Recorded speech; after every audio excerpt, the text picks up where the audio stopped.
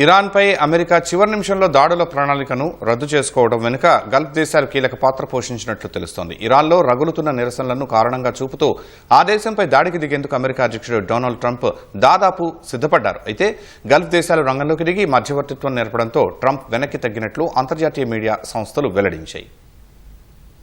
Currency విలువ పతనం, అధిక ద్రవ్యోల్బణాన్ని నిరసిస్తూ పౌరులు చేపట్టిన ఆందోళనలతో అట్టుడికిన ఇరాన్పై భీకర దాడులు చేసేందుకు సిద్ధపడ్డ అమెరికా ఒక్కసారిగా వెనక్కి తగ్గింది. ఇరాన్పై దాడులు చేయాలన్న నిర్ణయాన్ని అమెరికా అధ్యక్షుడు డొనాల్డ్ ట్రంప్ మార్చుకోవడం వెనుక గల్ఫ్ దేశాల హస్తం ఉన్నట్లు తెలుస్తోంది. ఇరాన్పై దాడులు చేస్తే మధ్యప్రాచ్యం ఒడిదుడుకులను ఎదుర్కొనే ప్రమాదం ఉందని గల్ఫ్ దేశాలు ఆందోళన వ్యక్తం చేశాయి. ఇరాన్పై సైనిక చర్య చేపట్టడం వల్ల ప్రాంతీయ భద్రత, ఆర్థిక వ్యవస్థ దెబ్బతింటాయని Saudi Arabia, Egypt, Qatar, Oman దేశాలు అమెరికాకు విజ్ఞప్తి చేసినట్లు అంతర్జాతీయ మీడియా కథనాలు పేర్కొన్నాయి. అదే సమయంలో అగ్రరాజ్యం దాడులు చేస్తే ప్రతీకారంగా తమ దేశాల్లోని అమెరికా స్థావరాలపై దాడులు చేయవద్దని ఇరాన్ను సైతం ఆయా దేశాలు హెచ్చరించినట్లు సమాచారం. అలా చేస్తే తమతో సంబంధాలు శాశ్వతంగా దెబ్బతింటాయని స్పష్టం చేసినట్లు తెలుస్తోంది.